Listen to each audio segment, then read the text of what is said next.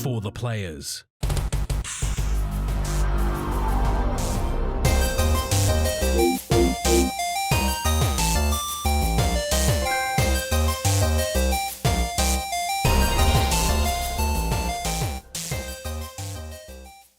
I'm Ryan Betson.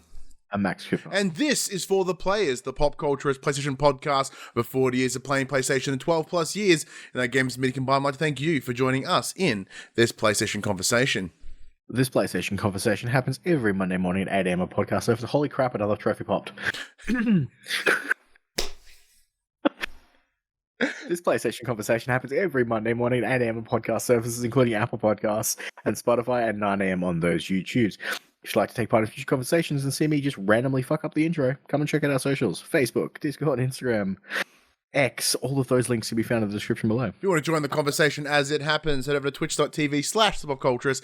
We watch us record this show live, where you can jump in the chat and become part of the show. And also see Max fuck up the intro then and there. So I'm full of Ritalin right now. So I am actually running at full brain capacity. Very limited chance we want to do that. But if you want to support the show, you can. Tell your friends, tell your family about this PlayStation pod. If you listen to us on podcast services, be sure to give us a 5-star rating and a written review. Watch us on YouTube. Be sure to like, subscribe, or comment below. I endeavor to answer every single comment. And if you want to support us financially, you can at patreon.com/thepopculturist, as well as our merchandise store, popculturist.com/shop, where you can buy shirts, other assorted shit with our logos on it. Now, I understand this person's put this in our Twitch chat, which, as we mentioned, you can watch us record the show live, purely for engagement reasons. But Taco121 says, I eat rhino. And exotic is a good way to like it. I wonder what that would taste like. Who knows? Give me a second. But they're fine. They've not done nothing too wrong just yet.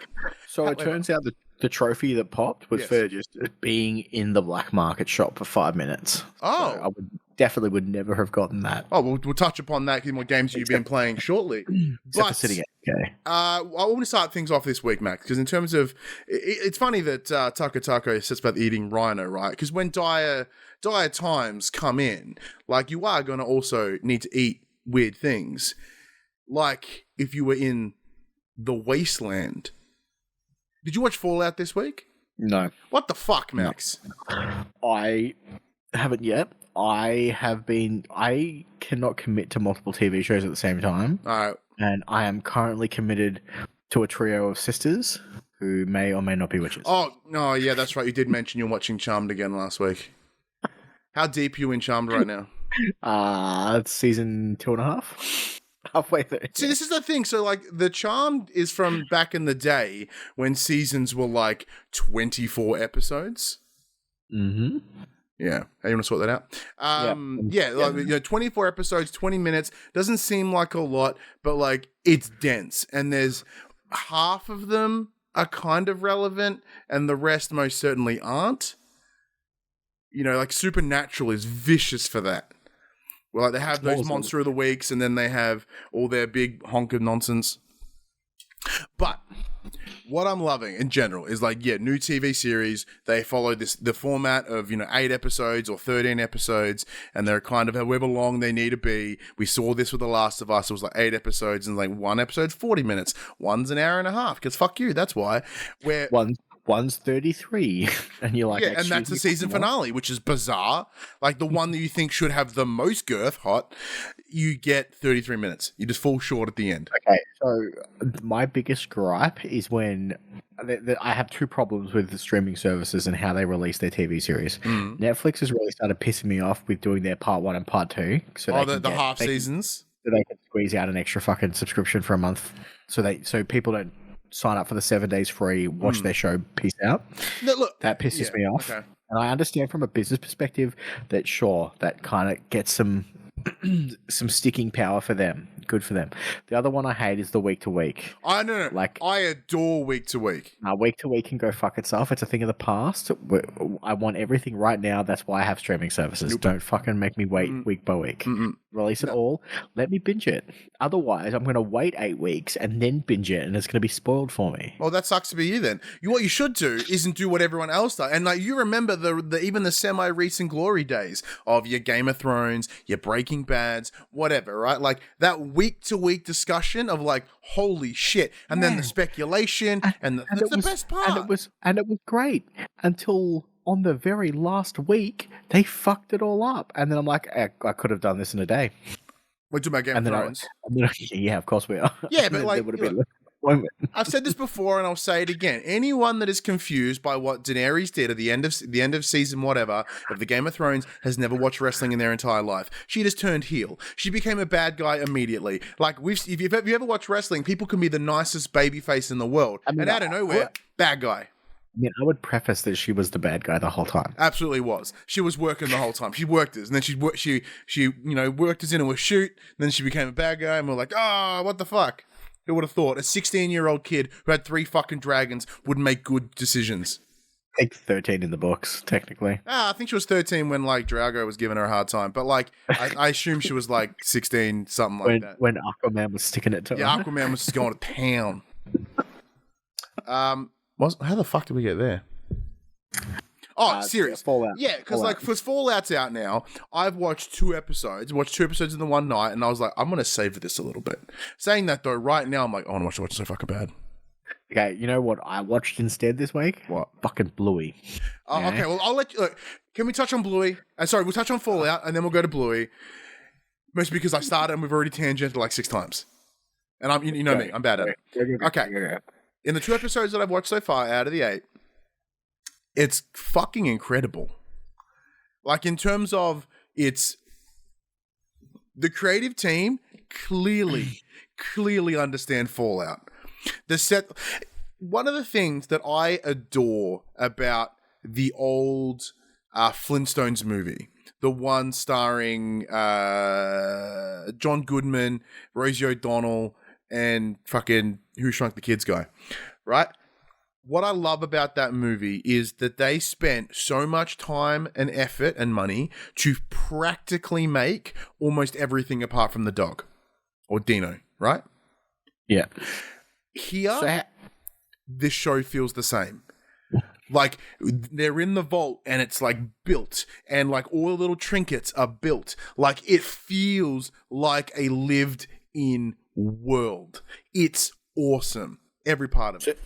How does it compare to like other post-apocalyptic shows like The Silo, or have you seen Silo? You haven't seen The Silo. Yeah. Oh, and in terms of like, see, look, admittedly, the only reason I'm watching this is because post-apocalyptic is pretty played out. Absolutely. So what does it bring to the table that other shows maybe haven't? Like, obviously it's based. But like, it's just a nuclear apocalypse, and some people get a little bit weird. Yeah. Like, at what point is that? Like, what is it that makes it stand out? Because obviously the review from all that I've seen, except for one fucking weirdo, they've all been stellar. Yeah. What is it that it's doing that's making it so great as a quote unquote video game adaptation? Yeah. Because it is exactly that. It is very similar to The Last of Us. It looks at the source material and treats it with respect and understanding, and for all its quirks and it's brilliant, nails it, right? Like those little robots, those butler robots, they rule. They look exactly like what you think. You know, there's a beginning where there's a woman, the main character whose name escapes me right now. So she essentially has to pitch that she wants to be the person to go and marry another vault, because they explain that some vaults are connected so that they can like not hump your cousins all the time. So she's, putting herself forward to be like, I want to be the person to go to the other vault and sort of do that the other. And in her sort of interview and her pitch, she's hitting all the beats of like your RPG stats of Fallout. I'm like, brilliant. Absolutely love it. Everyone's in the blue suits, as unflattering as they are. Nailed it, right? Like, there's just references everywhere to the source material, but it's not so egregious that it's a wink and nod at the camera, but it's enough for you. If you know, it's awesome. If you don't, all you're seeing is world building. Walter Goggins is exceptional, absolutely exceptional. He's a brilliant actor in almost everything they've ever done. So see, I had a look at the IMDb page because I was like, I don't recognize anyone in this show. And then I saw Matt Berry's name pop up. I'm like, ooh, a name I know. Oh, dude, I haven't seen Matt Berry yet, and I can't wait. So, like, Walter Goggins is the one for me. I know them from Sons of Anarchy. That's the first thing that I saw them in. Then they rock up in Community, which they're brilliant. And they kind of pop up here and there, and I think they're fantastic. Like, in terms of their ability to commit to the bit is so good. So they play the ghoul, but you see them in the beginning. You see when the bombs drop, which is insane. So he's kind of like this party rodeo guy for this thing, because it's, you know, it's set in 2077 or whatever, but, you know, as everyone knows from Fallout, you know, it's got that real 50s tone to everything. It's kind of like that old-timey futurism. So they're at this party at the top of these hills, and they don't really quite, from memory, I think it's California is where they're having it set up.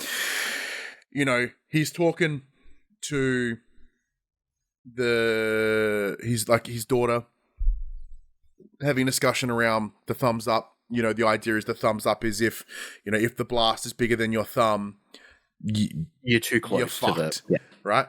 So they're standing on top of this hill, looking over what looks to be California. You see this like gut wrenching look on this girl's face. Shout out to her. She looks up, and then you see her do the thumb. And you go, because everyone's inside watching the news or watching some cartoons or whatever, and you see them do the thumb, and you're like, oh no.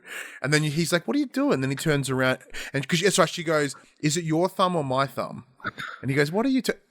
And then he turns around, and like you watch his face drop, and he's like, nah, it's just smoke, man, it's just smoke. And then you see this, like it's shot.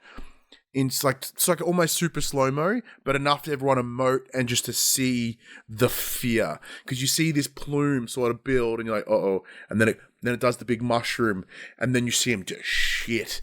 And then the sound wave blows out all the windows, and everyone's like, ah! And they start running for the hills. And as they're legging it, like they're doing this real huge wide shot where it's like them kind of doing the S track of this uphill area, and they're just bomb, bomb, bomb, bomb. And like the thing that I think makes this series so fascinating is very similar to The Last of Us in that, in principle, these ideas of what the Fallout series or of the game series seems commonplace in a game.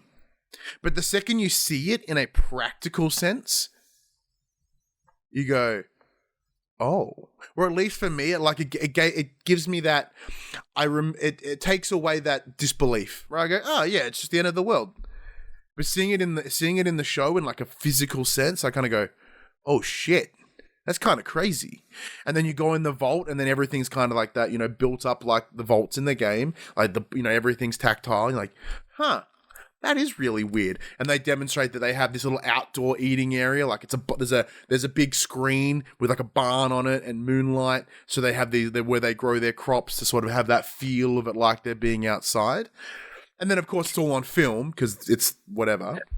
How do they, because obviously this is a major part of the games, how do they do the, I'm going to specifically shoot you in this body part? I haven't seen any VATs yet. Once again, 2 episodes in. I'm sure it'll come in time. I had RADs in my mind, but I'm pretty sure that's like RADs radiation, yeah. It's like the first episode's gory as shit, by the way. Like, you know, in that scene at the back end of Django Unchained where like Jamie Foxx is just blowing people up and all these little bullets? I've never seen it. All right, okay. At the end of that movie, there's a really insane fight. No, it's just a big fight scene, right? And like it's a big gunfight. But because Tarantino loves violence, like everything is just like everyone's just loaded up in squibs. You know, and it's like one little bullet shouldn't go, but it's just like boo. It's like unreasonable blood and gore. And that's exactly what this thing is as well. So Walter Goggins being the ghouls walking around doing like an old-timey Corel shootout. It's going ping, ping, ping, and people are just blowing the fuck up.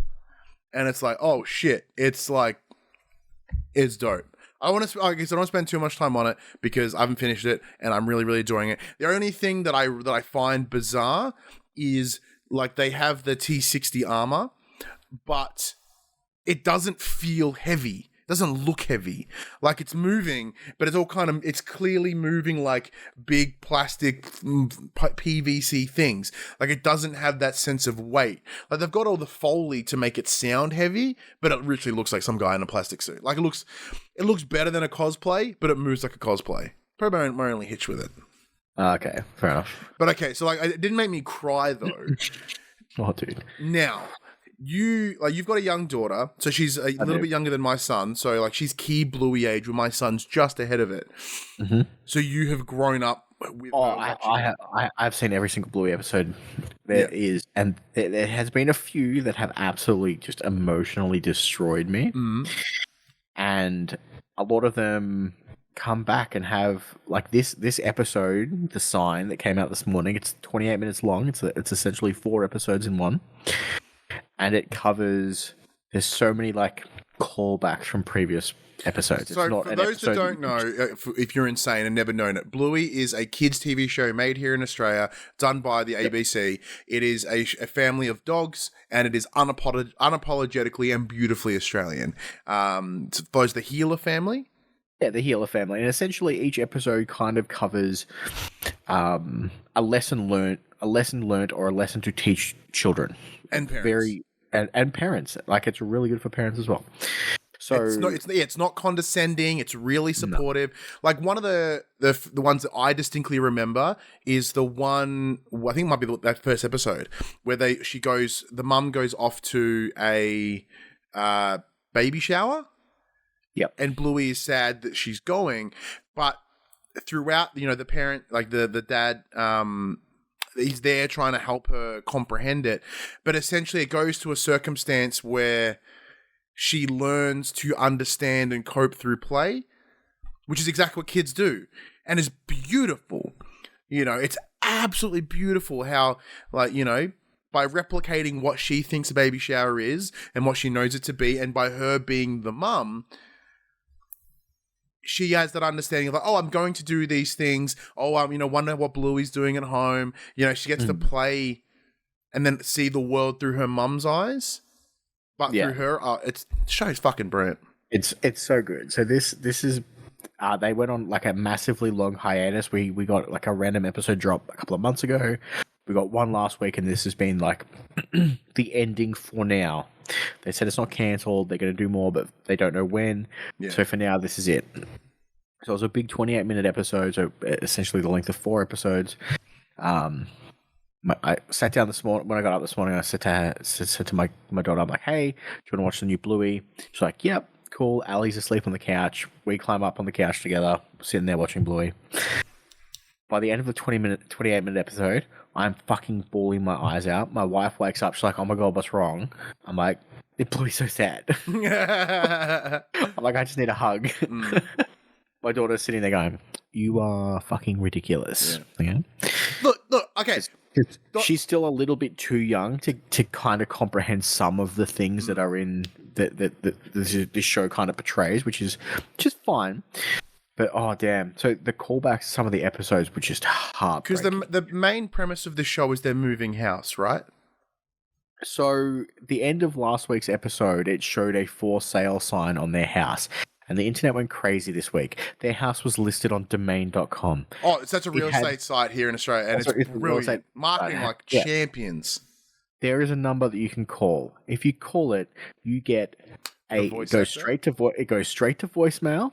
And it's hey, this is the guy who's selling the Hill house. I'm busy at the moment. If you're interested, leave your name, leave your number. I'll get back to you. Voiced by Rove McManus in this episode. Yes! Oh, awesome! Oh, and I'm like, it's just the things that they've done this week for that stuff has just been absolutely incredible. But so this episode was mainly about Bluey and Bingo dealing with, we're moving house. Why do we have to move house? All my friends are here. My life is here. Just because Dad. So are they setting up their build? They're moving towns. They're not moving. No, they're moving. So the premise is Bandit. The father got a better job. So he's an archaeologist. Oh, so yeah. They're moving. Yeah, the Chili's an airport sniffer dog. Yeah. Very funny. Very on the nose. But yeah, he's He's like, it's a better paying job. I can provide my family and my children with a theoretical better life because I am earning more money by taking this job. We can give you better things. We can give you more things. Moving house is not the end of the world. It's just the next big adventure. Yeah. But to a child whose friends are here, whose everything they've ever known is there, they're like, I don't think I can do it. And their belief, that the whole reason why the episode is called The Sign, their belief is, if we can remove the sign that says our house is for sale, our house is no longer for sale, and therefore it cannot be sold.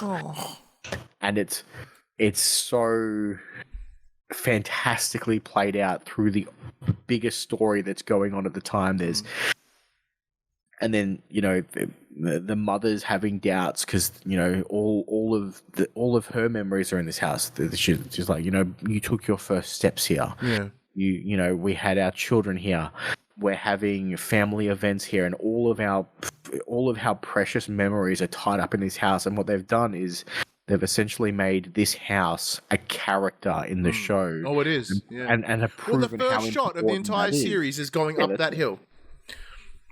So it's absolutely incredible. And there's, like I said, there's so many callbacks to previous episodes that kind of have resolutions in this one, and it's a real tearjerker from the start, and it had me going. It was so beautifully done. That's gonna be brutal. So because obviously, and like I'm gonna have to watch it again because Ali hasn't seen it. Oh no! No, it's gonna fucking hit me again. Yeah, it's such a brilliantly both drawn, animated, acted show that is just as good for adults as it is for kids. Oh, absolutely!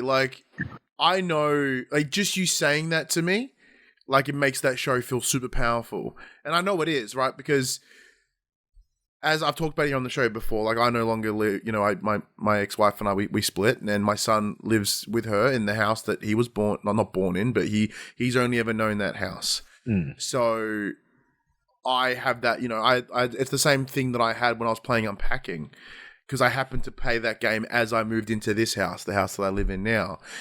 And that game was instantly just disrupting, and gut-wrenching, because a lot can be told in moving and setting up and starting again, and experiencing that, because it is one of those things where I think about, I'm not in the same place that all those things that happened with my son were, but now I get to make new memories here.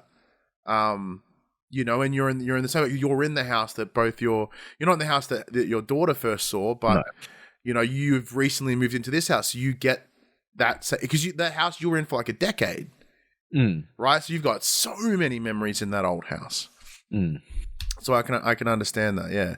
Because in terms of the understanding for adults, there was an episode that I did watch. I forget how I watched it, but it was about, there's one of the dogs in the school, and it's an episode that doesn't focus on Bluey or Bingo. It's one of those, it expands on the wider kids, and it's about, I think it's little Jack Russell. He's got ADHD. And oh my God, the beauty and the nuance and the understanding that show explains, something that I live with and that my son lives with, and it gave it so much personal love and care, and one of the things I talk about all the time is that how ADHD is represented in media is disgusting. It doesn't show what it is. That only ever shows the Bart Simpsons or the hyperactivity or whatever. It doesn't really understand all the other pains that come with it, like the lack of memory. The things are hard. Things are harder unnecessarily, and you can, no matter how hard you try, no matter what you do, you are always at a deficit because of it. And that the show fucking nailed it. But yeah. So how did Hadley handle you having a big old teary? Hadley wouldn't even give me a cuddle. She's like, Dad, get off me. Wow, interesting. Yeah, she's a bit of a flog. To be fair, I was sitting on the other side of the couch because we've got one of those L-shaped couches. Yeah. She was on one side next to sleeping mum, and I was on the other side. And then I got up to give her a cuddle, and she's like, Dad, don't be silly. Because she's done that move, but she got to... in the show, it appeared to be that they were moving cities. Yeah. Whereas in our space, Hadley got to see the house be built. She got to come into the house and be like, which room can I have? And she went and picked her room before the house was built. She got to decorate her room how it was going to be. Like, she did all those things because we essentially just moved down the road. Kind of, yeah, like 20 minutes or whatever. Yeah, so like it wasn't a huge deal. Whereas to leave, and like this was before she started kinder, she didn't really have friends. So it's just one. Sorry, of those mute things. in the chat jumps in and goes, man, I wish my American streams talked more about Bluey, but no, we talk about X-Men 97, but that's just us. I haven't watched X-Men 97 yet. I've watched the first episode. I haven't watched much more. I want to rerun through the original series because I watched it like in the morning at school, so it's like all fucking jumbled in my head. My understanding is there's a slight change to it. They've kind of put Wolverine as more of a backseat. Yeah, then they're pushing Cyclops. Well, he's always been the leader, but they're kind of like giving him like the yeah. Well, especially with Xavier out or whatever. But yeah, sorry. Yeah, apart from my tear fest this morning, it's been an alright week. Well, because so the reason I asked that is because last week we recorded on Sunday as we normally do, and then there was day 1 of WrestleMania. Day 2 of WrestleMania was the Monday. So originally I had I took the day off work so I could watch it and enjoy it. And my partner and my mate, and we were going to have like a watch party on the second day. They couldn't get off work, so it was going to be just me. Pardon me. And I remember speaking to my ex-wife, and I mentioned, oh yeah, I'm watching WrestleMania. Like Craig and Phoebe, they couldn't get off work, so it looks like it's going to be just me. And I think like my son, because school holidays at the moment here in Victoria, I think my son wanted to come around. And she was like, oh, originally, I think she asked, she was like, I know you've got WrestleMania, like, people over, because I think James wants to come hang out. And I said, look, no, it's just me. So I get a phone call from my son. This was the night before. I get a video call from my son in the morning. He's like, Daddy, can I come to your house and watch WrestleMania with you? I said, sure, dude. Why do you want to? He's like, I heard Mummy said that you were by yourself, and I don't want you to watch it by yourself. I'm like, well, then you can 100% come over, bud. And then he proceeds to stay in his bedroom and make you watch it by yourself. No, he came and he sat right next to me for the entire show. That's so cool. He got unreasonably invested in the matches. And the reason I mentioned the crying thing, right? So the main event, Roman Reigns versus Cody Rhodes for the WWE Undisputed. So the Undisputed WWE World Championship. Which is constantly disputed, though, right? The undisputed was when it was 2 and becomes 1. So that the term The term is when when there's one person holds both the championships, and then they made a new one, so it's no longer undisputed. But whatever. So obviously that match has had 2 years worth of build. Just in the WWE, excluding the total 4 years that Roman Reigns has built this story of the bloodline and the tribal chief and all these things. And Cody's story has always been about overcoming the odds, and because the key thing for him in the story was his dad was a wrestler. His dad never won the world title. So he was like, and his dad's now passed. So he's like, I'm going to win the title that my father never got to have. Right? So it's got a really strong, father-son story. And as you know, and we know, any father and son story instantly hits me in the front. So getting to sit there and watch it with my son was immensely powerful. And so when the resolution, we know the ending was coming, and the way WWE works these days is just next level. End the match, and it all gets chaos, and James is getting involved because The Rock's there and John Cena rocks up, and he's like, I know these people, this is insane. And he had a great time with the Logan Paul match because Prime branding was everywhere and he thought that was hysterical. But in the end, when Cody overcame all the odds, everything, get in that 1, 2, 3 champion, I couldn't help myself. I just started crying. Not gut-wrenching clearly what your crying was this morning, but enough to be this is a culmination of all these things. Even his music hits me in the chest. There's particular lines in it that just punch me, and I can't really explain why, but it's just huge. So having that moment, and I'm weeping, and James, you can see James have that moment where he realizes, and he just snugs in immediately. because he knew he didn't quite understand whether I was happy or whether I was sad. He just knew I was crying. So he kind of snugged in and got all up me, and and it was so nice to be able to share that. And then we went to the circus last night, which was awesome. And he saw, because it was all the shit that he likes, right? There was trampolines, there was gymnastics, there was fucking scooters and BMXs. Then there was a fucking one of those. I'm suddenly way more invested in the fucking circus. Oh, this circus, there's no animals. This circus was just people fucking doing cool shit. And they finished it. Is this the Great Moscow? Yeah, the Great Moscow Circus. Yeah, the ones that, as good as the circus can be in a paddock next to a shopping center. Thanks for the invite. Oh no, it was family. It was awesome. They finished with the ball of death, the big metal thing, and they have the motorbikes going up and around, and it was awesome. And the point he pointed and he looks at us and goes, I'm so happy. My eyes are my eyes are crying. And I'm like, and then later on, and we were talking about it, and I was like, that's what I felt when I was watching Wrestlemania, and I got to share it with you in the same way that we got, you got to share the circus with, your mum, Phoebe, and myself. And we all did it together. It was awesome. So you think he kind of understood where that came from? Now, Grant, he's 3 years on Hadley. So it's understandable that, he's a bit more in touch with understanding emotion.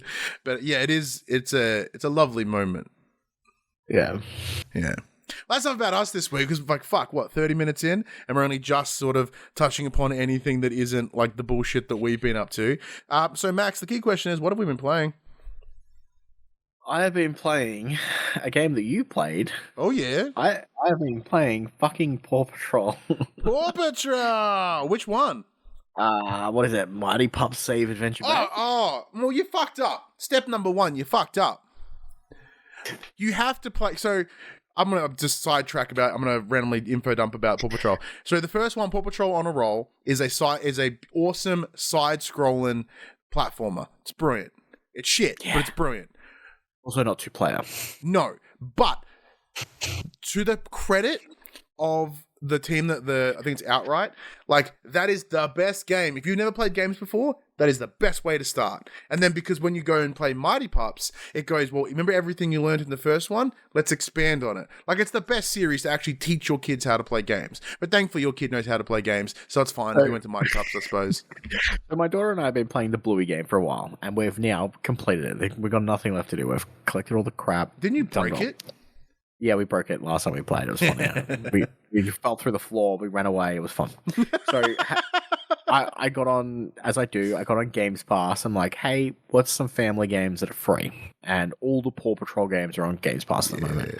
Hadley's like, fucking Paw Patrol, I want to be Sky. I'm like, I don't know who that is, but cool. I'm glad you're into it. The little... it's the one that wears pink. The Cavalier. Yeah. So, put it up.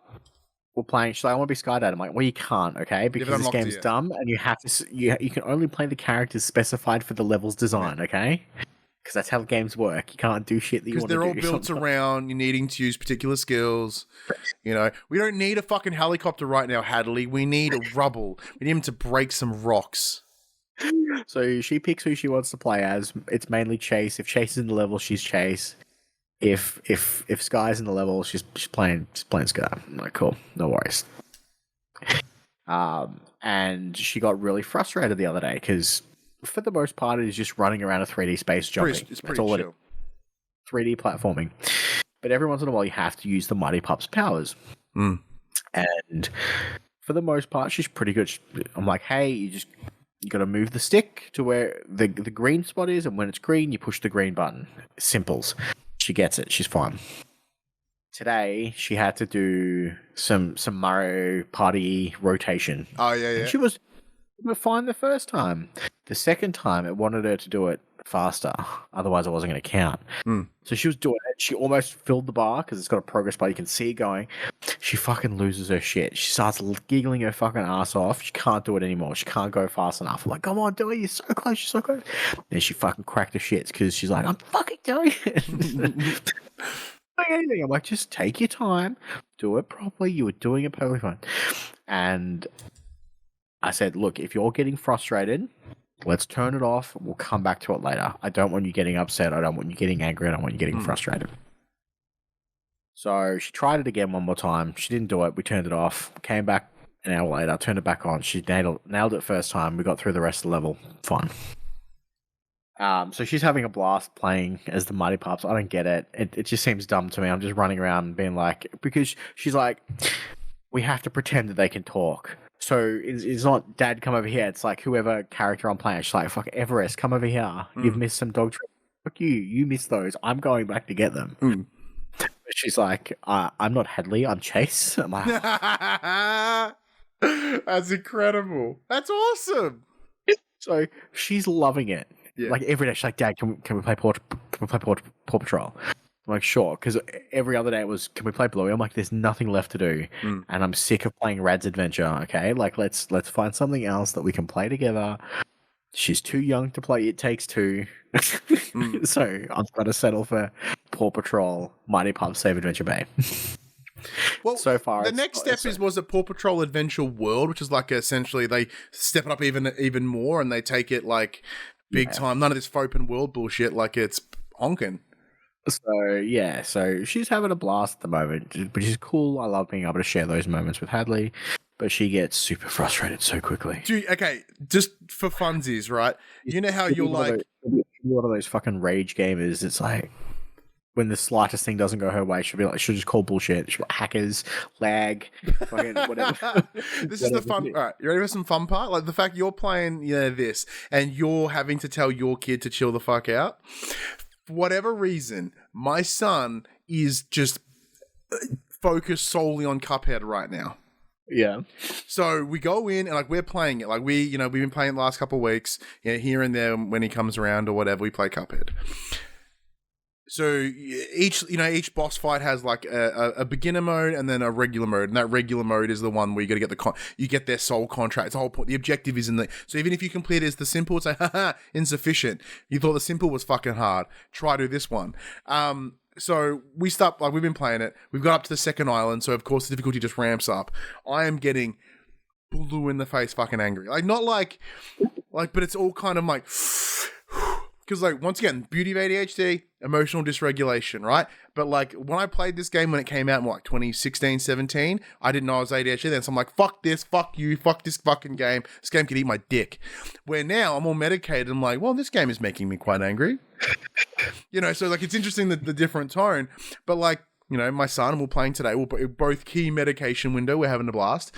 And I'm like, whew, because he dies relatively quickly. I got to pick up the slack and try push through the end of the boss fight by myself, and I keep fucking falling short or whatever. And I'm like, this son fucking bitch, and he's like, Dad, you know it's harder in 2-player mode too, right? Like it's so much harder. You have to hit them more to win, and then if your teammate dies instantaneously, yes, I'm very aware. That's why I don't summon people in Dark Souls, because I just assume everyone's shit, and I don't want to make the boss harder. So, he's like, Dad, you don't need to be frustrated. We can stop. We can try. I'm like, I'm gonna punt. No, I'm like, you fucking don't know what to do. And then he's like, we'll play another game. Like, what are we gonna play? He's like, let's play Overcooked. I'm like, do you want me to scream? I mean, to be fair, that thought came through my head the other day. Overcooked's fun. We're trying to get Hadley out the fucking door. We're like, Hadley, go get dressed. She's like, I am. Calm your farm. I'm like, I'll fucking throw you through a window, mate. Tell me to calm my farm. Saying that, though, Overcooked has been fun because he's now at that point where he's mastered the controls enough so he can easily pick it up. So what we get to play with here is communication. Because he wants to do all the things at once. But I'm like, no, bud. You do these things, I'll do these things, and you tell me what you need, and then we work together. I'm like, I need rice. And he's like, okay, cool. And then he's like, oh, I need the wraps. I'm like, cool, here's the wraps. And then very quickly he starts realizing, oh, it works better if we only do the one thing and we share it. And then, because also on top of that, I think a lot of it's influenced by the YouTubers that he's watching. Yeah. He was like, I want to play Power Wash Simulator. I'm like, okay. And this is like 2 weeks ago, a month ago. He plays it, and because he's a full ADHD fiend, he's just like, what's this? Spray. I'm bored. Goes to whatever the other thing, like the backyard one, which is like the second mission. It's like, he's like, I'm going to clean the shed. Fuck the shed. What's the dog kennel doing? Dog kennel bores me now. What's the fence up to? And like, so he's just bouncing around, bouncing. And it's chaos, and it hurts me. But his mum has been playing it as well. And they've been playing it together. So he's been playing it on the console, on the PS4 in the lounge. She's been playing it on the PS4 in the other room. So they've been able to play together. So he's been able to see how she plays, which is, you take it by section, and you clear it off and you move to the next one. So he's like, oh. So then we played online the other day, and he was like, hey, Daddy, see how I work in just the one section? I'm like, I noticed, bud. It's cool. Like, we finish it and we move on. And he's like, I bet you I can finish this section before you. I'm like, cool, as long as you don't run over there and start working on the fucking swing set, we're good. So, yeah, thankfully, it was awesome. And he's like getting it, he understands it. And he's like power washing, having an awesome blast. And he's telling me, like, what I love is when, because he's at that age now where, well, he's been this little for like that sponge, right? Where like Hadley's in that stage where she's defiant, where James is now absorbing everything. So there are times where I will tell him something, and then like no less than 2 minutes later, he'll tell me it back as if he knows it, and he's the one informing me.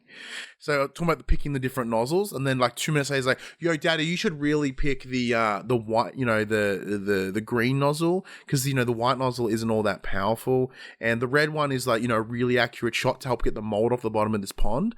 I'm like, motherfucker, like what are you doing? Oh, like that time he tried to correct me on fucking Spider-Man. Yeah, like, yes. You may have played it 50 times more than me, okay? But oh, the kids fucking rule, man. All right, look. 40 minutes ago. Fuck, we haven't even touched any of the actual show yet. 40 minutes ago. And I can't talk about anything else I've been playing. So yeah, there's a thing of something we can't talk about. But 40 minutes ago, you were like, hey, I got a trophy. What the hell did you get a trophy on? Yeah, so PlayStation Plus game this month dropped Tuesday ago? Last Tuesday. Something like that. It's called Skul. Mm-hmm. Skul. It's just Skul. S-K-U-L. Like skull. S-K-U-L. Skul. Like the skull, and then you chug a drink. Essentially, the Demon King has been dethroned, and you are on a quest to fucking rescue him.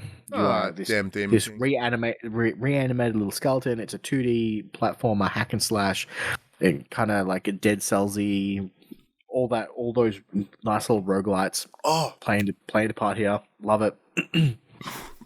The gimmick here is because you're a skeleton, you can remove your head and put a new head on, and therefore get new powers.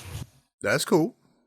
But you can also switch at any time and put your old head back on. Okay. So you can essentially have like 2 skills equipped, and you just fucking head juggle. It's great. Mm-hmm. Love it. I'm not very good. I beat the first world earlier today and then instantly died, and there doesn't seem to be, either I missed it because I'm an idiot, which is probably the case.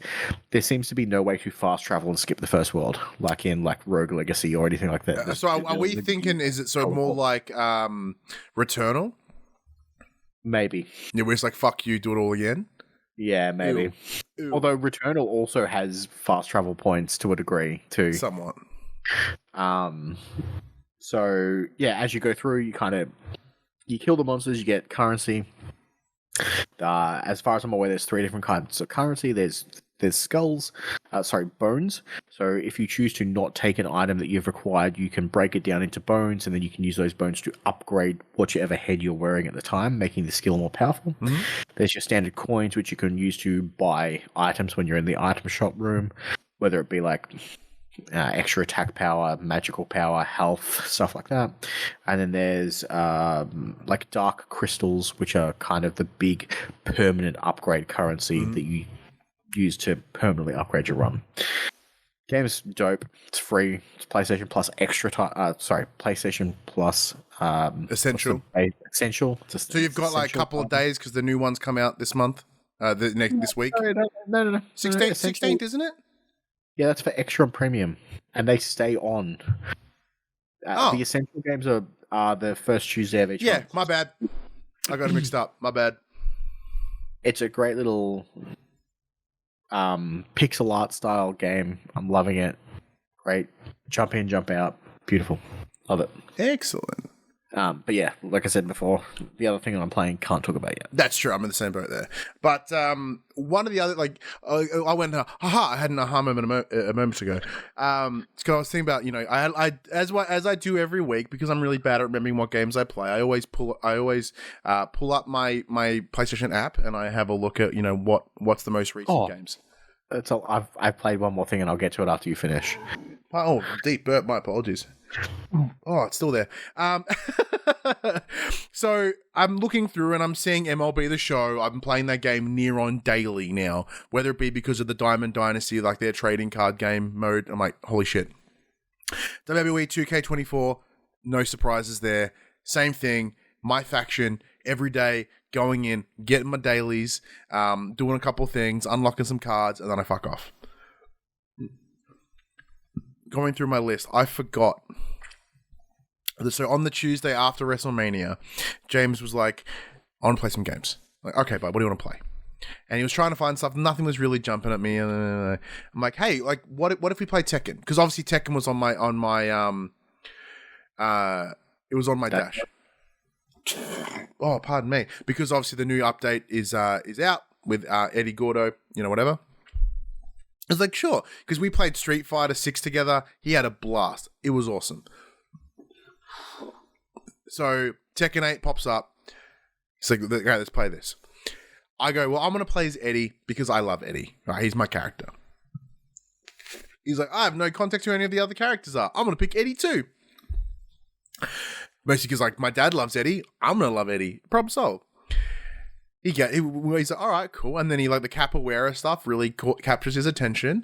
I'm like, oh, okay, well, I'll pick someone else. He's like, well, I'm going to pick Eddie. So for the next, 3 hours, he's just, doing his absolute best to kick my shit in as Eddie. And he's doing a really good job. You know why? Because I main Eddie. So, every other character, I have no fucking idea how to play him properly. I'm like, I'll be Jack. Dead. Shit. All right, well, I'll be fucking Kuma. Dead. Shit. I'll be Brian. I gotta win because Brian's all leg-based as well. So I'm like, sick. At least that's one thing I can do. Let's go Paul. Dead. Like, God damn it. And mind you, the kid, then we go back to Eddie versus Eddie and he doesn't crack. He's like, Daddy, are you spamming buttons? I'm like, how do you know what spamming buttons means? Because he's like, it's very unfair if you're spamming buttons. I'm like, what are you doing? He's like, well, I'm trying to make combos. I'm like, how do you know combos? like out of nowhere, my kid's aged drastically and understanding all the nuances of fucking fighting games. And I'm like, what?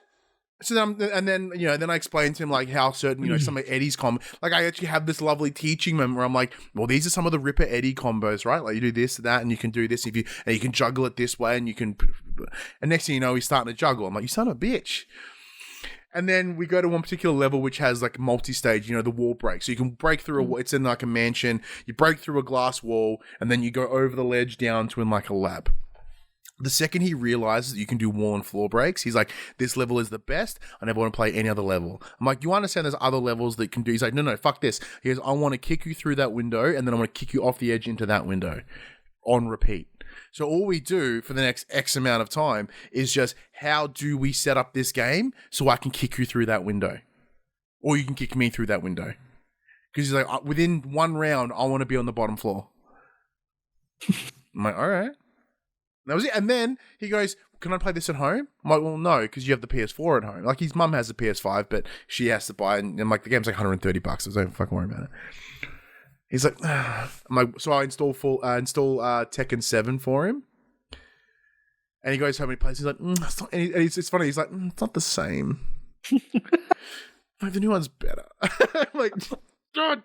It's that one challenge, and your kid's not quite there yet because they're not. There's that crossover into those next level games where he's now in a position where the beauty of all the luxurious position that we're in, there's games up the wazoo, right? So he's now like, what about this game? I'm like, yeah, it's in the library. He's like, what the fuck? So he's perplexed by there's all whatever game he's looking for. 8 out of 10 times it's there. So when he's like, oh, what's this game? I'm like, yeah, here it is. So that's fun. Except for now the part is, yeah, he'll now practice and kick my head in. But yeah, Yeah, other than that, not much. What was yours? Destiny 2. That's right. Bungie won me back. So on Tuesday of this week, they launched Into the Light. Into the Light. Yeah. It's their free kind of content that's going to last until the final shape, big expansion, final doohickey. In June. In June, 23rd, I believe. And they're like, hey, right before this, we launch this stuff, we're going to do like a developer diary VOD thing. So I was at work, so I missed it. I missed it live, and then someone posted a 2-minute gameplay trailer of the final shape online. And that fucking blew my mind. I hadn't popped so hard at a fucking Destiny thing in ages. And the big takeaway was, I watched the trailer. I'm like, oh my god, we're getting hybrid classes. I can play multi-sub classes at once. This is fucking insane. I love it. Mm-hmm. That's basically what you can do. They're calling it prismatic, and you can pick. The prisms are a thing in there, right? Yeah, so you can pick one light class and one darkness class, which is fucking broken. Now, all the stuff. Yeah, the last thing I heard, like, by doing this, it just fucks the game. But they're kind of like, we're at the end. Who cares? Have fun. Yep. So, well, the things that are really broken are can't be fused. They're stuck to their you can only have that on that subclass. You can't mix them. But one of the more notable ones that everyone's been thinking of is when Stasis was introduced for Warlock, which is the Ice Darkness subclass. Okay, because you're talking a whole bunch of nonsense right now. I'm just gonna nod my head. Warlocks have the ability to eat their grenades to give them powers instead of throwing a grenade. So Stasis grenades became turrets. So instead of throwing a grenade that just exploded, you would place a turret on the ground and it would fucking freeze people around you. Okay.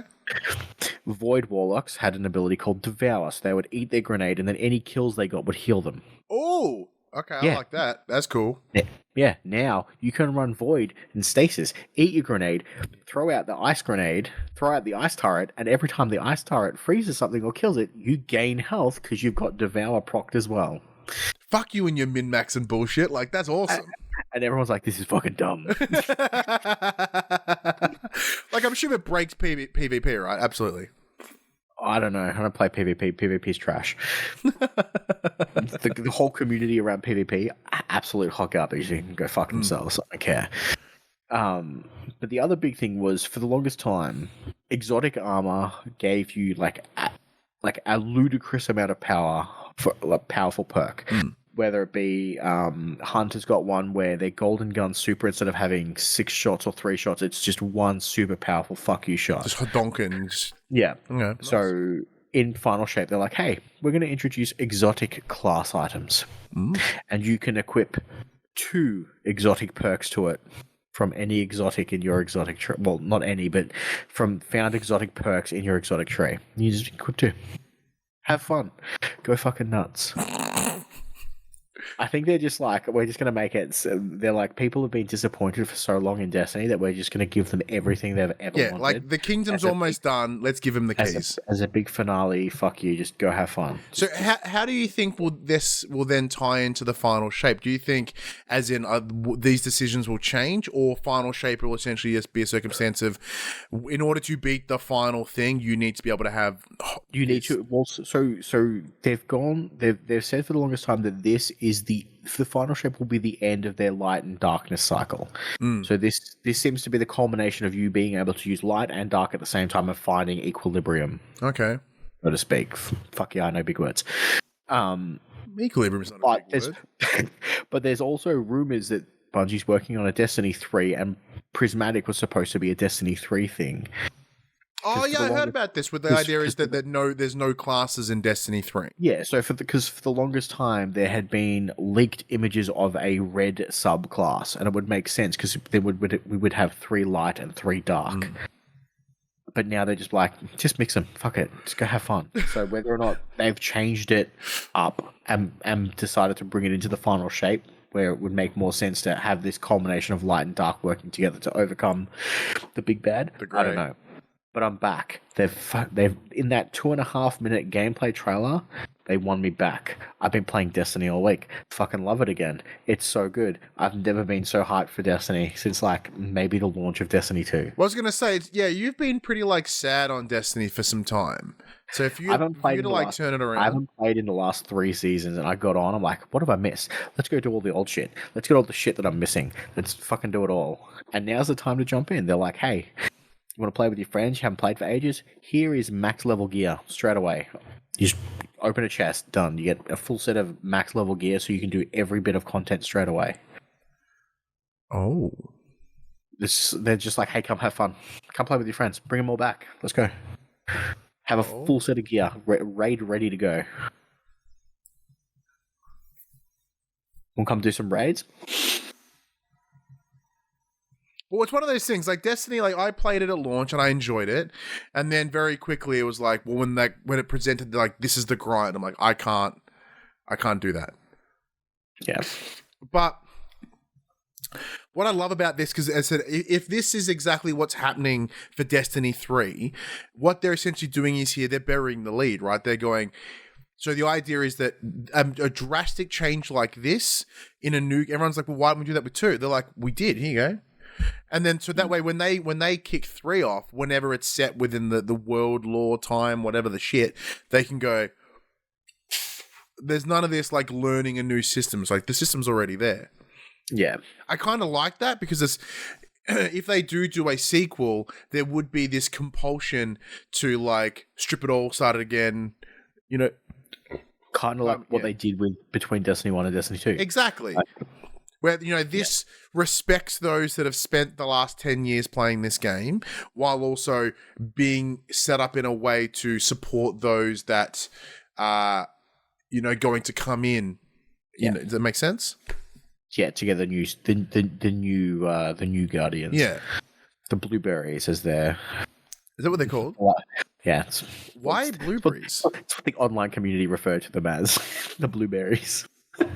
There's a little symbol to show that they're a new Guardian. Oh, okay. And it looks like a little blueberry? I think so. I've never seen it. I don't understand. But yeah. Well, like what I love about that, right, is that you know, you essentially just like unloaded about a game that you played, but it also kind of hit, you know, some news this week. So let's use that as that transition. This is where a section we call Inform the Players. We tell you about what happened this week in PlayStation. Now, as Max alluded to earlier when I got it wrong, first story up, PlayStation Plus Extra, not Essential. Ryan, here, Dengus. What games are coming to Essential? No, Extra. He fucks it up again after saying that. This week we have so these were released on the 16th. Yeah, not all of them. So we have Dave the Diver coming to PS4. Oh, I want to play that game so bad, eh?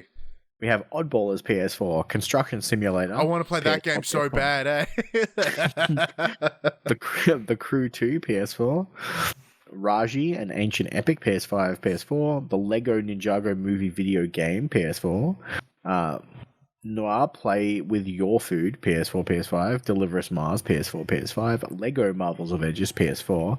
Miasma Chronicles PS5, Strayblade PS5, Tales of Kenzera Zhao PS5 is releasing 23rd of April because it's a day oneer, and Animal Well on PS5 coming the 9th of May because that is also a day oneer. Which one is Animal Well? Animal Well, as well as Tales of Kenzera. They'll launch 23rd of April and 9th of May respectively. For premium titles, for those of us who actually, before we jump into that, like, so is there anything that's standing out for you? I mean, the Crew 2 is kind of fun. I quite like the Crew 2. I had a lot of fun with it. Because that's the transition between the Sky and the... What kind of they brought over to Lego 2K Drive? Dave the Diver, I've heard, is a kind of a lark. Yeah, it's kind of this... Like, apparently there's a cooking sim in there and, like, a farming sim. Like, it's all a bunch of nonsense. But I also don't have PlayStation Extra anymore, so we'll see what happens. All right, cool. Well, it's one of those... It's funny you say, because, like, yeah, obviously Construction Simulator, because, you know, I have been making movements in my simulated bets and series that I'm working on. I've got 2 videos in the can. I'm going to film a couple more. I'm going to bank them for funsies. So Construction Simulator could be some fun. But obviously, yeah, David Diver's a big one. Stray Blade, not Stellar Blade. This is the prequel. It's not even remotely close to it at all. Yeah, it's fine. I guess. But yeah, so premium, it's been interesting because I was in a position where I'm like, do I really need premium? I think my thing expires in like August, and there's not really been any games that kind of like win me over in the premium because they're not supporting them.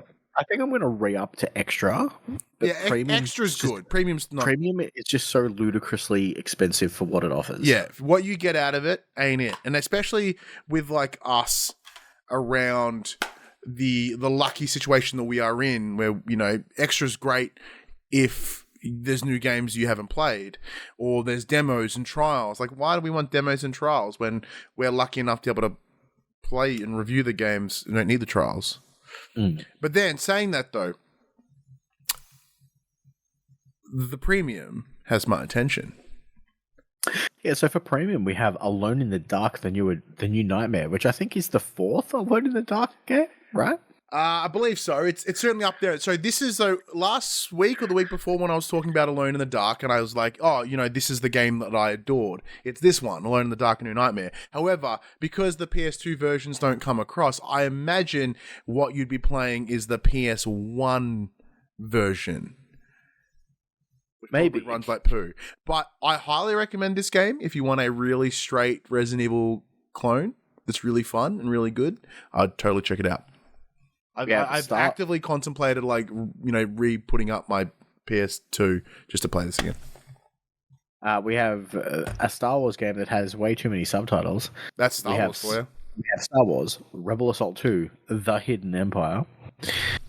And we have Medieval, the PlayStation 1 OG, not the remake. So rather than give you the one by whatever the studio was. They gave us that one already. Yeah. I think that's already on the list. Yeah, then so why the flying fuck would they give you the OG? The OG looks like garbage compared to the original. What was the studio? Other Ocean? That they did the remake? And it was awesome. Like, that little remake is exceptional. I think I gave it. I think if we were to, like, score, I think I would have given it, like, a 9 or a 10. I thought it was fantastic. The original one was Cambridge. Yeah, Gorilla, yeah. Yeah, other Ocean. Yeah, beautiful. Yeah. How's that for deep recesses of my noggin? But, like, yeah, cool. These are old games, Max. Old games are fucking boring, right? Like, you know what's really exciting? Potential new games. Like, as spotted in a Portuguese site, Geeking Out, good name. So, the Sony Santa Monica, you know, they're a team, they've done some things, is currently hiring for a number of key positions, including a lead audio designer, a lead narrative animator, a systems design producer, a senior, because they're Portuguese, a senior animation programmer, a senior character artist, a senior, that's kind of racist, I probably should stop that, a senior narrative designer, and mostly notably, in this case, a senior technical combat designer. But what makes this interesting, Max, all these things, pretty standard. But not when you look at the job description. It says, so Santa Monica is working on something that isn't God of War. But outside of that, information is incredibly scarce. However, in this job description, as I mentioned, for the designer role, it suggests the following. Quote, candidates who are fluent with the combat design choices, systems, mechanics, and enemies in God of War 2018 and God of War Ragnarok 2022 are preferred, end quote. Max. God of War Lucky's Revenge coming 2027. Yeah. God of War with a vengeance. Like, it's God of War, a Greek boogaloo. I don't know. You know what? It could also be God of War Rewound. We're starting again. Rewound. Oh, man. Holy shit. That's... They're rebooting the franchise. They're fucking rewinding everything. Okay. So here are my things. We're going back to Greece. So, okay. Everyone knows I love God of War. I don't have to explain that. So, there are two things that are at play here. Either we're seeing an extension of God of War and we're heading into a different pantheon. We're heading into, like, Egyptian or whatever the fuck. Like, because, you know, I think Celtic was also referenced as well as Japanese in Ragnarok. When you take on Tyr at the end of Valhalla. So, hopefully that, you know, are we going to head into a new area? Or Now, this one I'm kind of less excited on, mostly because of the requests around the combat, is are they going to remake and or remaster the original 2? Because the third is currently playable on PS4, therefore playable on PS5. Would we be looking at bringing up 1 and 2? Because they have, although 2018 and Ragnarok are technically reboots, but they're not. They're kind of like soft reboots in that they fully acknowledge the past. So they're kind of sequels, but not really. That's not as if that, there are people that cannot go back to 1 and 2 because they are locked on PS2 or PS3. Yes. Yeah, me. I'm putting my hand up. Yeah, so you can't go back. Right? Me saying I'll go back. Either play it on PS2, which is hard, play it on PS3, yeah, it's hard, or you can play it on Vita, which is hard. Right? There's no easy way to go back and experience the original God of War. And then you can go play, 3 on PS4, which is lovely, or Ascensions on PS3 as well. Ascension's fun. And then there's the PSP ones, Chains of Olympus and Ghost of Sparta. Now, they are available in the God of War collections on PS3, so you can play them theoretically on PS3, but who the fuck has a PS3? I do, it's one up there. But, get it, now we're in the no generation online store circumstance. Find a way to get them up. Saying that, though, the hiring for these roles indicates a new project, in my mind. But that also doesn't necessarily mean they're not remaking 1, 2, 3. In that same understanding, what I love about the original is it's very DMC combat, right? That hack and slash approach is what makes 2018 and Ragnarok better, because you've got a young Kratos who is just smashing shit, right? He is nothing but raw emotion and anger. You're playing on the game's mechanical capabilities as his personal growth throughout exactly, and it is because he's older, so he's slower, he's lumbering, but he's still strong, so he can fuck you up. But he is just noticeably slower, and that's where that heavier, sort of light and heavy, as we've experienced when I played God of War 2018, it is part of his growth. Yeah, he's older, he's seen shit, he doesn't have that. So when later on, when you do get the blades, spoilers, you get those movements again, right? Because you have reinvigorated with the fire of Hades, so you're moving faster again. So unless they want to, redo it to with the new formatting of having the chains again. But I think it would take away a lot of what made those original games so powerful, especially now when you can look back to them retrospectively. Especially when you go through Valhalla, when they throw back to the original so hard. I adored this franchise. It's no surprise. But I want it remastered. I want them brought to current gen consoles in a collection. Think, what was the example that I heard? Think the Nathan Drake collection, right? Give me that. Don't remake them. It's just it's in that same breath of Horizon Zero Dawn. They're like, we're remaking. Why? Fucking why?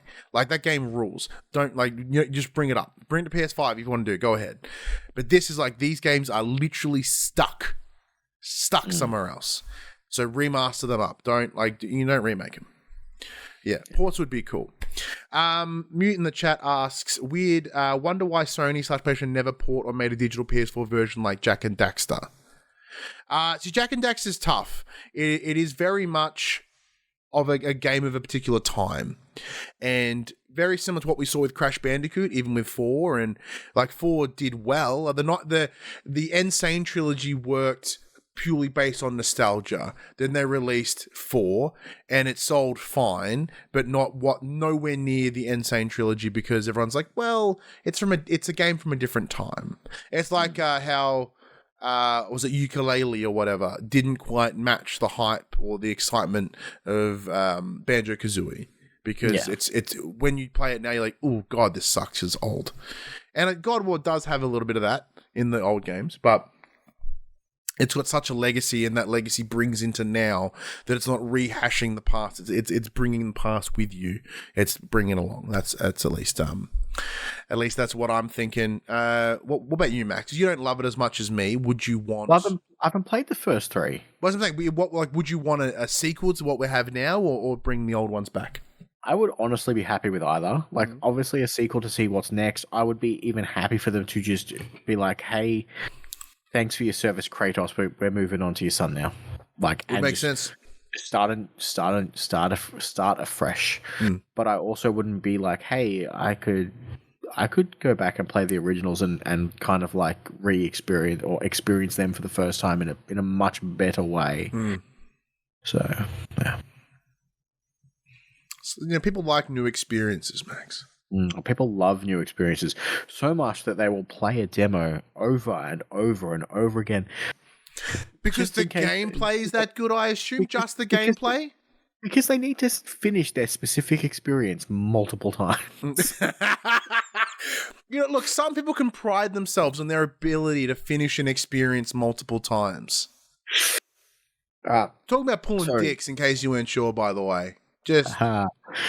So, a recent analysis has revealed an interesting statistic about a pair of playable demos on the PlayStation 5. According to Ampere, Stellar Blade's demo at its peak had almost twice the number of daily active players compared to the peak for Final Fantasy VII Rebirth's demo. Apparently, the Korean action RPG's best day saw the demo accrue about 690,000 daily active users. That's a lot of weeb.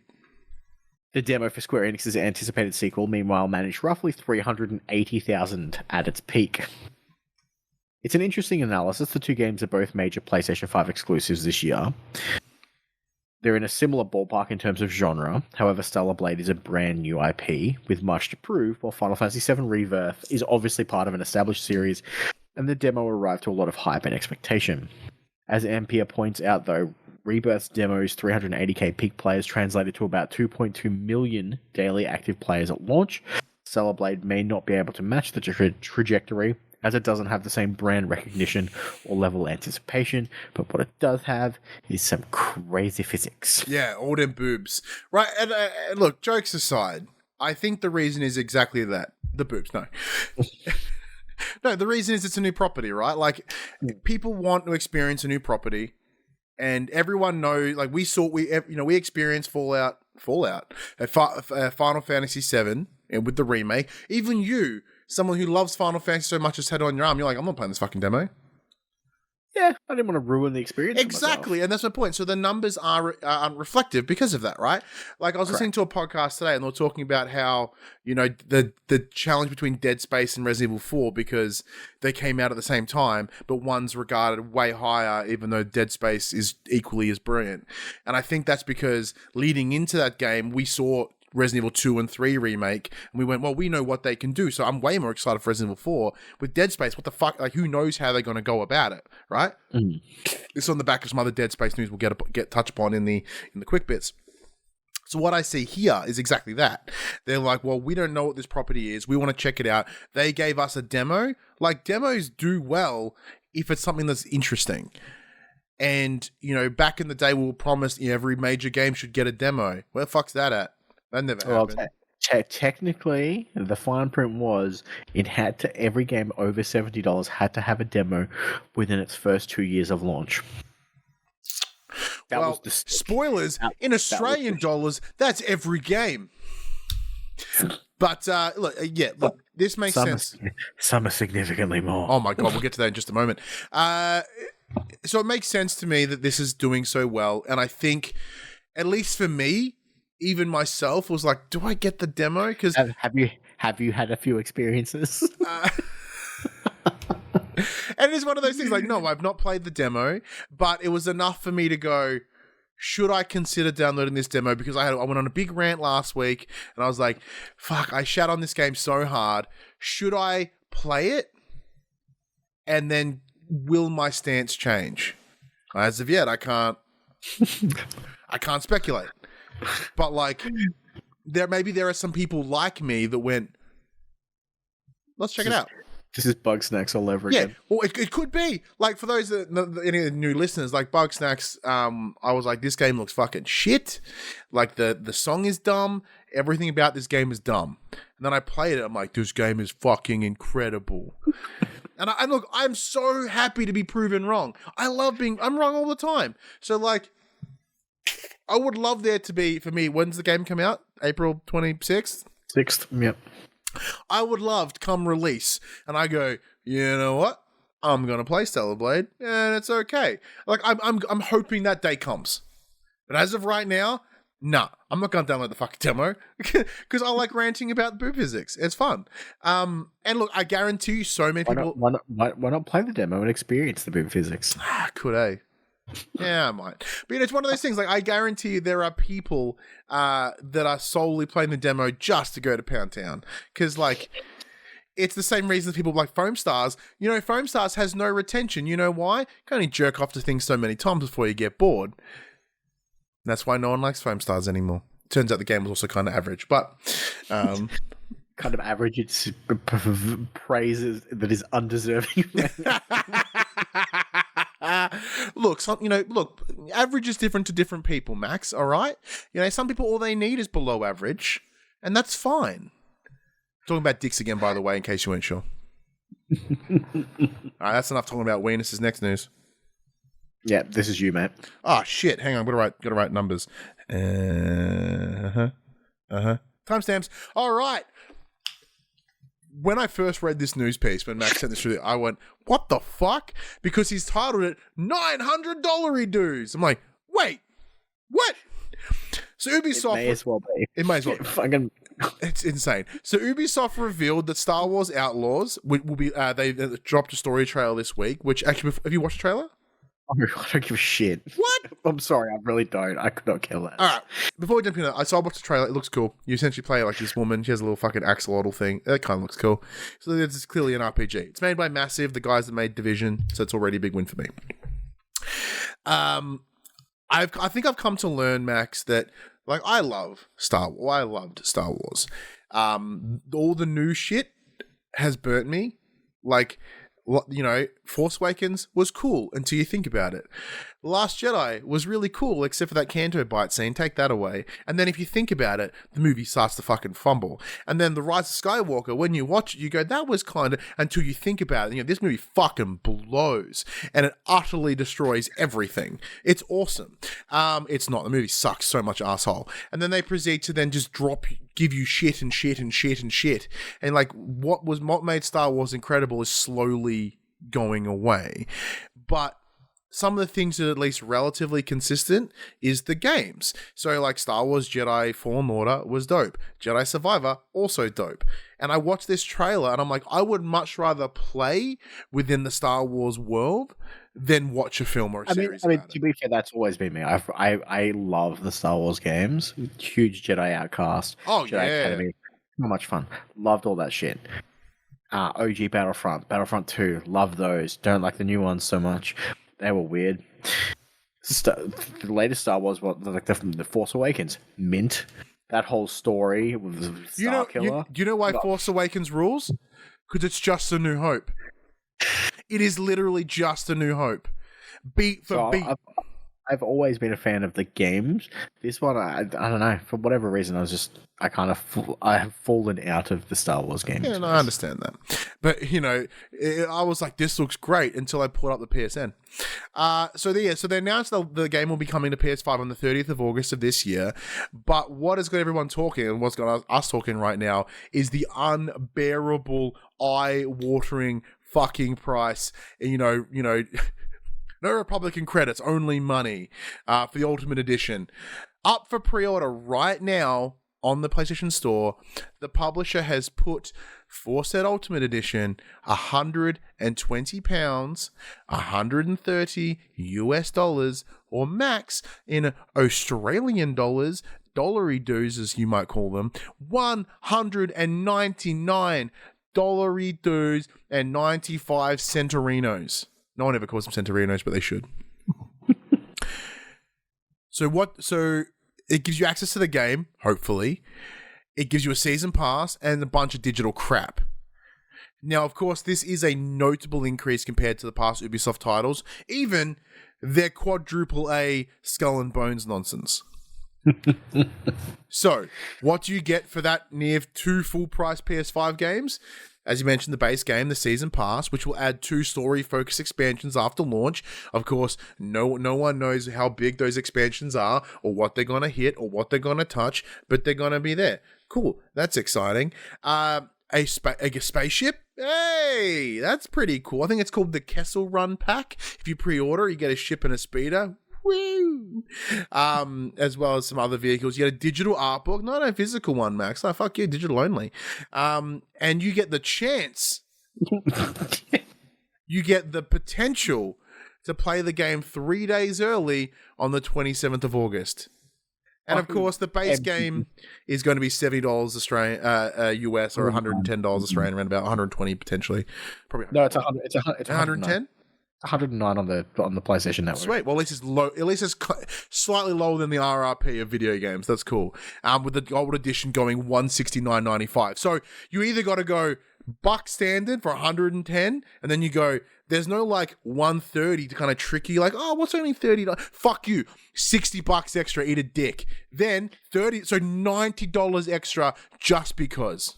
So they're charging essentially $60 for the digital art book or the expansion pass, and $20 for the other, or $30 in our case. That is dumb. Now, Max hit Matt in the chat. Max, good on you. What are you doing? WWE 2K24 was $180, so I'm not even surprised anymore. Absolutely. So we're very lucky in that we were provided a review code. So I was like, sick. We got the digital deluxe. And then even me, in that position, they were like, oh, you know, you can get the additional Wrestlemania stuff for like $40. I was like, 40 fucking bucks. I did it because the second I realized there were my faction cards in, I'm like, you son of a bitch. Now that I'm in love with my faction, I want all the cards. I had to fork over the money, and I hate myself for it. So I think Avatar had the same price point last year when that released. I think it had the 109, 169, 199. It's disgusting. But when you look at what I would argue is just as good a game, not knowing how good this game is, considering it's not out yet. Skull and Bones for its Ultimate Edition is $89. Well, you know why? Because they need people. They don't want to put. You don't want to put any barrier on that game because they just need to sell it. And like the question here, Max, is a lot of this trying to recoup money from the licensing. Is this cost of inflation? Like I can't buy a loaf of bread for less than $5 anymore, and suddenly my games are $200. But like, what? Well, now that EA don't have exclusivity on the Star Wars license, and every fucking person's making Star Wars games now, what are their licensing fees? Because everyone else's Star Wars games are fucking $200. They are not. Sorry. Sorry, Max hit Matt in the chat and goes, bag of cheese or a new Star Wars game? Holy shit. Okay, so my son... All fucking wrong. My son, yeah, he fucking loves his cheese, right? Like, it looks like my son could possibly be on the spectrum too, so that's fun, exciting. Because like his mum, ASD is shit. Me, ADHD is shit. So what does he get? Both. What ledge? Cheese. Yeah, and what does he love? Cheese. Like, so I'm lactose intolerant, right? So when he comes to my house, he's like, Dad, can we get some cheese? I'm like, that bag of cheese is like $45, and I can't even eat it. So you're going to eat like some of it, and then you'll go back to your mum's, and I'll see you in 2 weeks, which, you know, that sucks. And then I have to deal with this bag of fucking cheese. What do I do with a half bag of cheese? Can't resell it. Freeze it. No, you know, I can't do that. You know why? Because my son's got weird fucking food sensory shit. He's like, this tastes different. I'm like, you son of a bitch. It's just cheese. Someone got me for $20. I'll take it to Cashies. Oh my god, imagine trying to resell fucking cheese at Cashies. I would die. I love good Cashies, but like, oh. Just a sort of Facebook marketplace. 20 people will say they're interested and no one will turn up. Yeah, no, they'll want to fucking, what is it? Pay ID me and then go, oh, hey, do you want this bag of cheese for like $20? And like, I'll give you $6. I'm like, motherfucker, I put 20 on it. Like, you know, is the bag open? I'm like, yep, it's in the description. Like, oh, what brand is the cheese?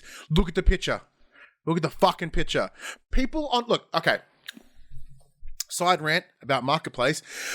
I think collectively, the dumbest people in the fucking world hang out in Facebook Marketplace. These people are incompetent. They are incapable of standard fucking communication and or understanding how things work.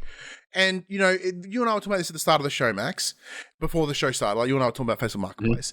And I'm in a position where if I look at Marketplace and there says it's $30, I'm like, I wouldn't pay any more than 20. You know what I do? Don't talk to them.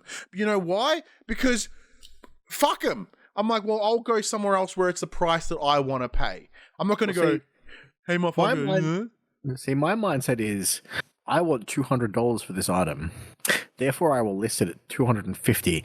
So when some asshole inevitably goes, will you do $200? I'll be like, yes, that's what I originally wanted for it. Yep.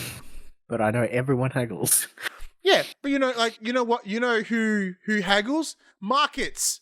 Like fucking old-timey bullshit fucking markets. Like, we have advanced as a civilization that we don't need to fucking haggle for fish and beads and shit. Like, you say this is what it's worth, and either I pay you or I don't. That's how it fucking works. Who the hell has time to haggle? It's a fucking $30 item, and like paid $40. Okay, side rant.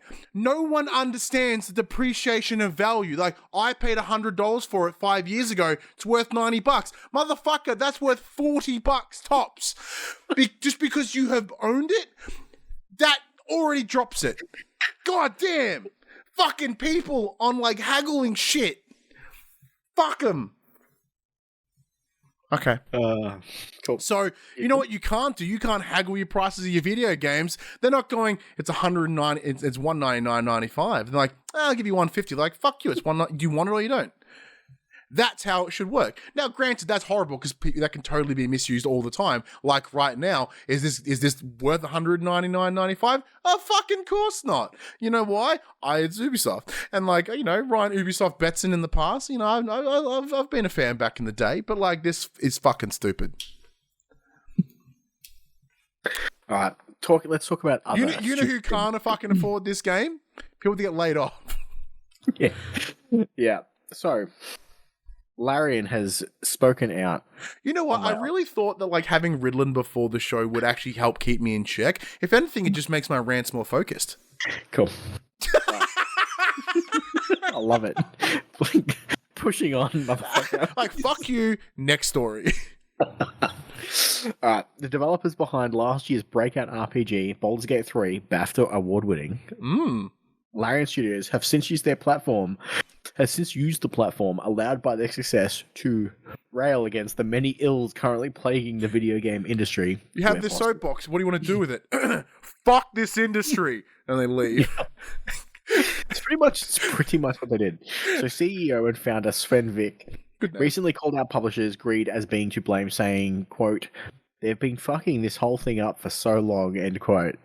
Now, Director of Publishing, Michael Dowse, has given us some similarly spicy quotes to work with.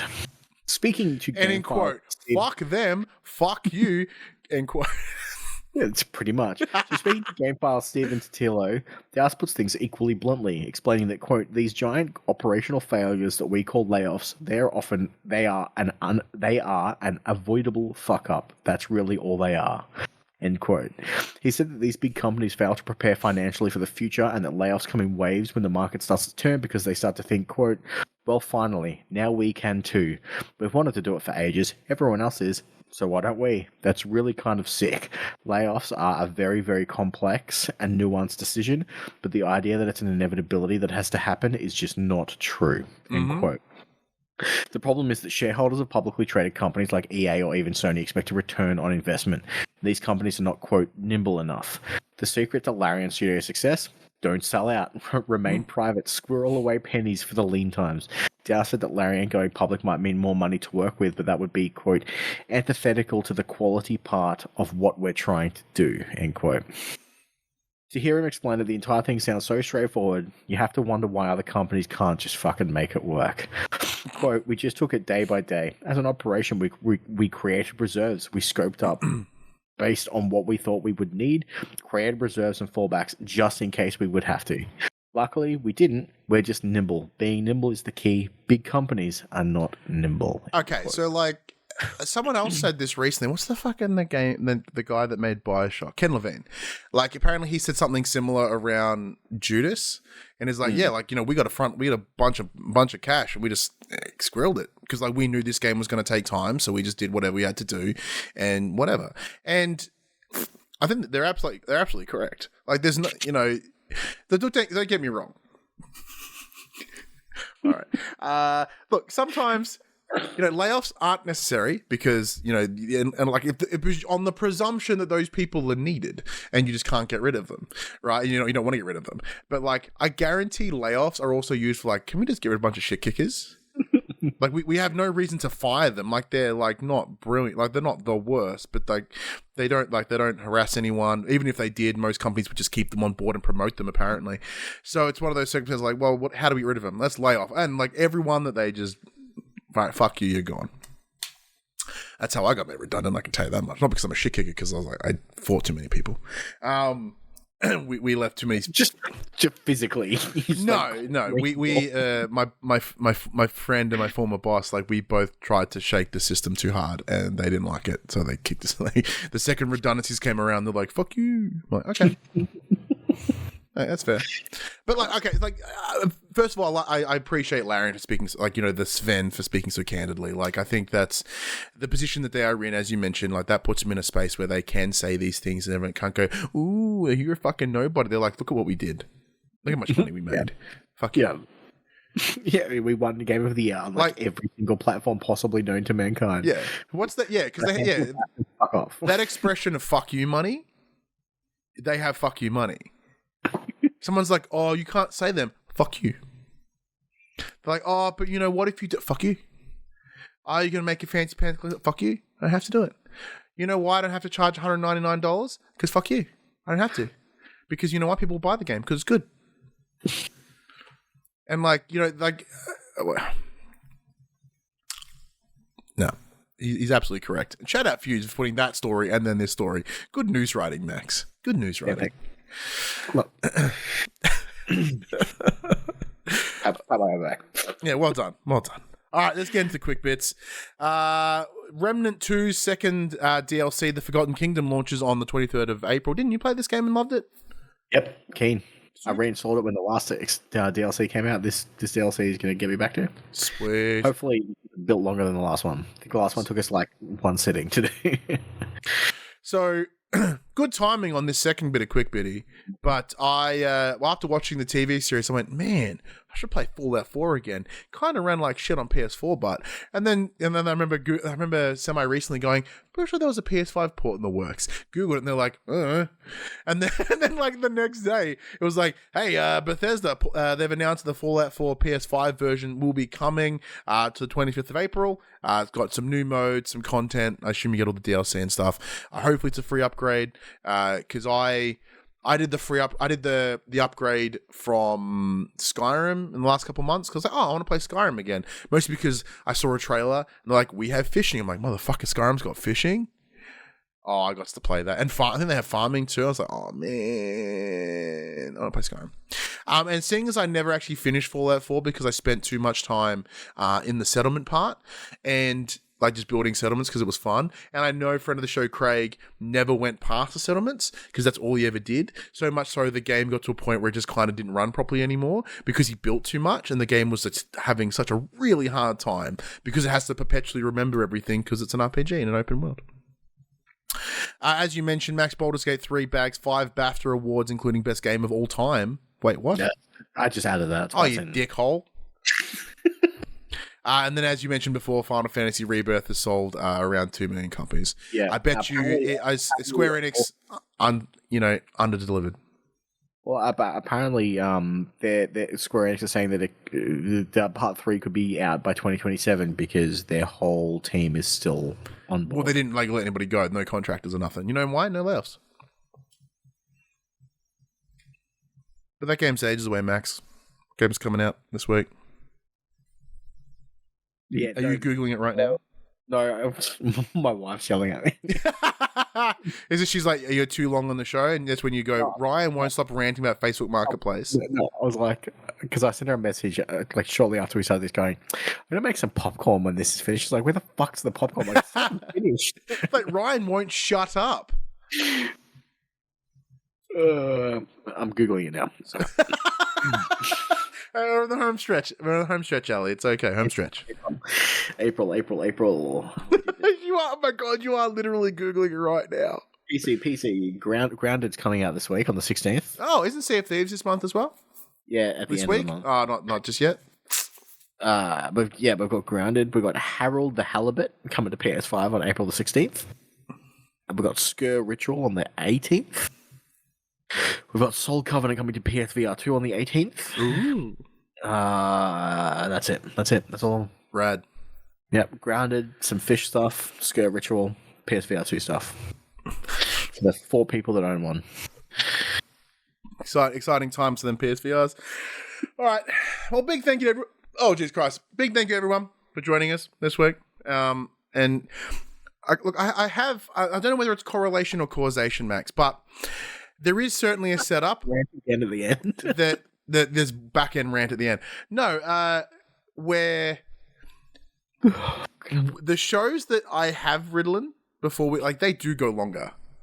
Absolutely. So there is something to say there. I don't know what it is yet, but I'm also I haven't yawned once. That is a big win, because if I do the show without Ritalin, I'm yawning all the time because I'm fucking exhausted and my brain hurts. Well, make sure you take Ritalin next week, because don't forget, I am not here. Oh, I totally forgot. Oh, I have to do this all myself? No. I don't even want to do a week off. Fuck. All right, solo show. Yeah, nothing but bets in. If you enjoyed any of the rant this week, you're going to get all of that next week. It's that for a fucking hour and a half. I'm going to have Ritalin, and then you're going to get a 3-hour show of just bets and talking bollocks. And just... I'm going to laugh so hard if there's just no news this week. You're like, fuck it, it's a week off. I'll find the way. I'll find a way. I can talk myself. I can talk underwater. I'm good. I can make this happen. Yeah. All right, Max. Go make your popcorn. Let's wrap this bad boy up. All right, everybody. It's a long one tonight. I sure was. But this PlayStation conversation happens every Monday morning at 8 a.m. on podcast services, including Apple Podcasts and Spotify, and 9 a.m. on the YouTube. If you'd like to take part in future conversations with us, you can. Come and check out our socials: Facebook, Discord, Instagram, and X. All of those links can be found in the description below. If you want to join the conversation as it happens, head over to twitch.tv/thepopcultures. We can watch us record this show live. We can jump in the chat and become part of the show. If you want to support the show, you can. You can tell your friends, tell your family about this PlayStation Pod. If you are listening to us on podcast services, be sure to give us a 5-star rating and a written review. If you watch us on YouTube, be sure to like, subscribe, leave a comment below. I endeavor to answer every single comment. And if you want to support us financially, you can at patreon.com/thepopcultures, as well as our merchandise store, popculture.com/shop, where you can buy shirts, other assorted shit without logos on it. But until next week, I'm Ryan Betson. I'm Max Cooper. And that was For the Players. And last thing I have to say... No. It turns out there's no trophy for sitting for idle for an hour and 40 minutes in the shop. Oh. It's just 5. 5 out of... Yeah, there you go. Skul. 5 out of 10. Bullshit.